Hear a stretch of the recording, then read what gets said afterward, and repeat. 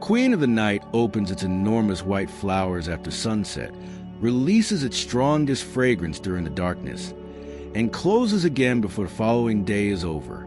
For a plant that spends most of its life looking like a fairly ordinary tangle of green stems, its flowering is an extraordinary, almost theatrical event, and one that some gardeners wait years to witness. Its scientific name is Epiphyllum oxypetalum, and despite its appearance, this is not the kind of cactus most people picture when they hear the word. There's no thick, spine-covered column rising from a desert landscape. Instead, Queen of the Night produces long, flattened green stems that sprawl and climb among branches and vegetation. It belongs to the cactus family, Cactaceae, but its natural lifestyle is very different from that of the desert cacti most people imagine. If you enjoy discovering the science, history, culture, and surprising natural relationships behind the world's flowers, subscribe to the Flower Encyclopedia. Each episode explores a different species and the story hidden behind its appearance.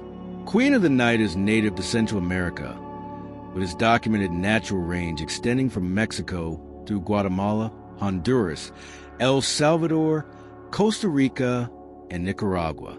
In these environments, the plant typically grows as an epiphyte, a plant that grows on another plant, usually a tree, primarily using it for physical support rather than as a direct source of food. That distinction matters. Queen of the Night isn't a parasite stealing nutrients from the tree beneath it. It occupies a different position in the environment entirely, growing above the forest floor, where light, humidity, and access to organic material can be very different from conditions at ground level. Its flattened stems are particularly well adapted to that lifestyle. Unlike conventional leaves, these structures are modified stems capable of carrying out photosynthesis themselves. They store water and resources, allowing the plant to generate energy without relying on large conventional leaves that would lose too much moisture in a humid but resource-patchy environment. For most of the year, these green, ribbon-like stems are the only thing you'd notice. Then, at a certain point in the growing season, the plant prepares for something completely different. A flower begins to develop. And unlike most flowers, which open during daylight to attract day-active pollinators, Queen of the Night waits for darkness.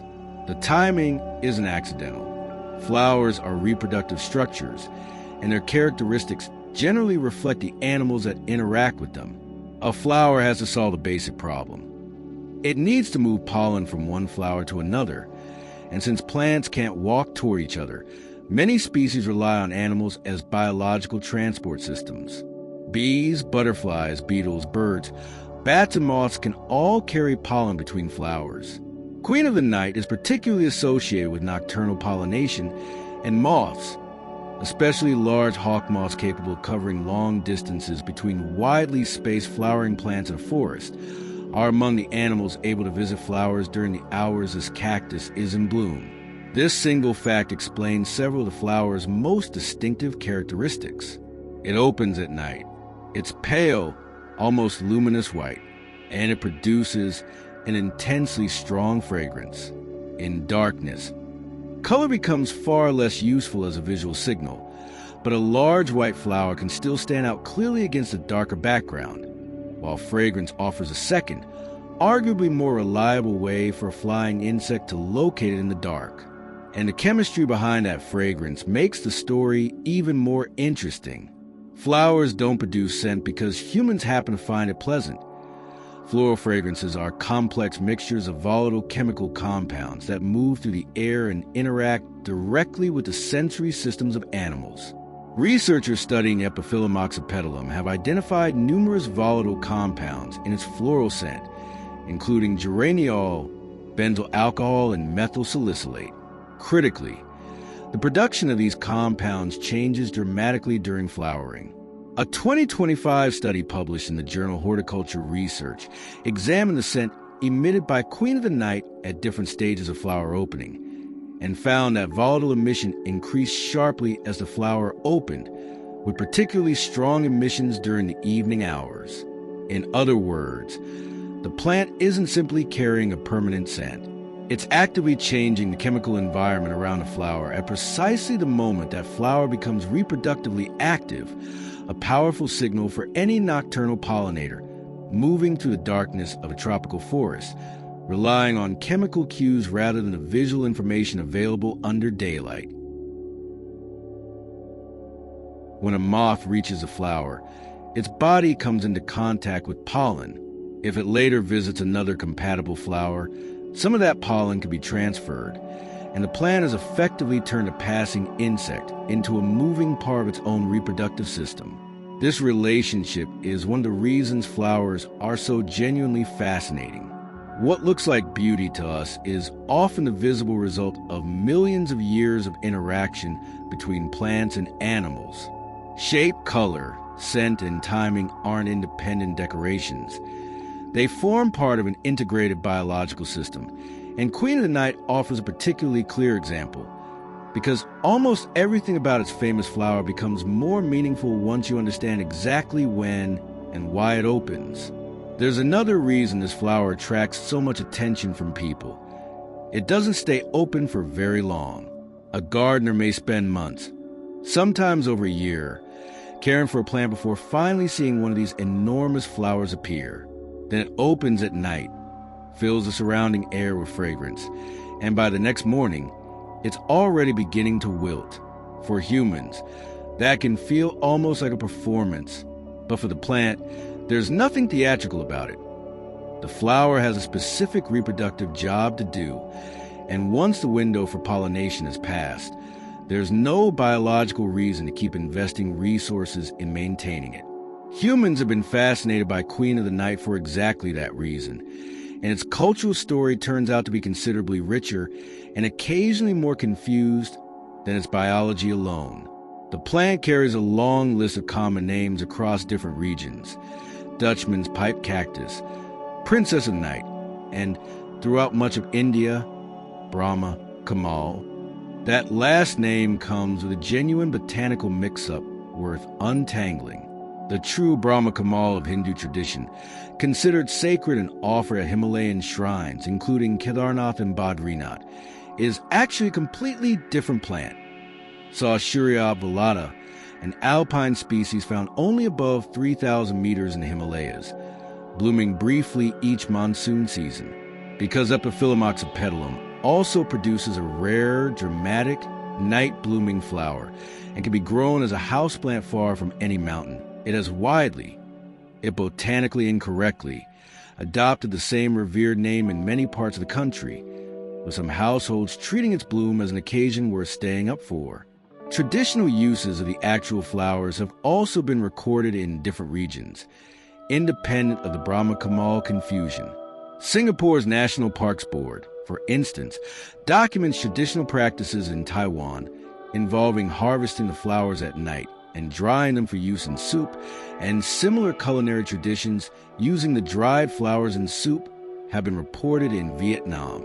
Various traditional medicinal uses, including treatments for respiratory complaints, have also been described in several Asian cultures. This is where an important distinction has to be made, though. A traditional use tells us how people have historically interacted with a plant. It isn't automatically evidence that the plant has a scientifically proven medical effect.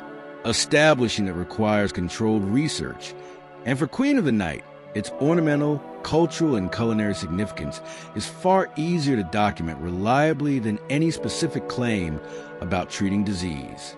There's also a genuinely interesting botanical lesson hidden in the simple fact that this plant is classified as a cactus at all. The word cactus tends to conjure a very specific image: desert, dry sand, sharp spines, thick columnar stems. But the cactus family is far more diverse than that image suggests. Some cacti live in humid tropical forests rather than deserts.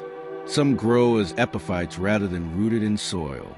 Some have flattened, leaf-like stems instead of the ribbed columns most people picture. And some flower almost exclusively at night. Queen of the Night demonstrates how misleading a simple category can be.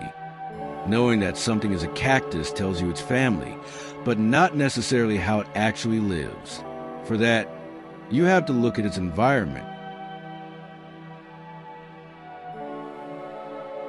That environment also explains why the plant's care requirements differ sharply from those of a typical desert cactus. Queen of the Night generally prefers a well-drained but organically rich-growing medium and bright, filtered light, while avoiding prolonged waterlogging that can damage its roots. Treating it exactly like a drought-adapted desert species tends to leave it struggling. Propagation is usually done through stem cuttings. A healthy section of stem can be allowed to callus over for a day or two, then rooted in well-draining soil, making a single established plant the starting point for several new ones relatively easily. If pollination is successful, though, cuttings aren't the only route to a new generation. The flower can eventually develop into fruit.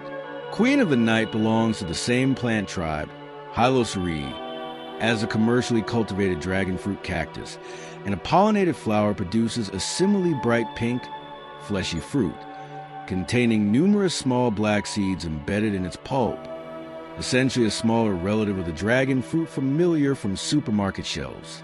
It's an easy detail to overlook, because the flower is the part humans notice, photograph, and admire, but biologically, the flower is temporary. Its purpose is connected entirely to what comes next: fruit, seeds, and ultimately, the next generation of the plant. According to the current conservation assessment from the IUCN Red List, Epiphyllum Oxypetalum is classified as least concern. That means the species isn't currently considered globally threatened under IUCN criteria. It doesn't mean every wild population is free from pressure. Habitat loss linked to agricultural expansion has affected wild epiphyllum populations in parts of their range, but at a global level, Queen of the Night is not regarded as a threatened species, and perhaps at a fitting place to close its story, because Queen of the Night doesn't need to be the rarest flower in the world to be extraordinary. Its story is compelling because it shows how precisely a plant can be shaped by its environment, growing in tropical forests, living as an epiphyte, using flattened stems instead of conventional leaves, producing a single enormous white flower that opens after sunset, releasing a chemically shifting fragrance timed to the exact hours a moth might be flying past, and then, after a matter of hours, closing again. Nothing about that sequence is random. It's a visible result of a plant that evolved in an environment where timing, more than almost anything else, determines reproductive success. Thank you for watching this episode of the Flower Encyclopedia.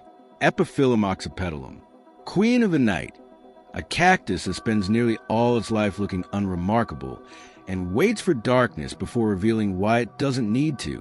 One flower, one story. See you in the next episode.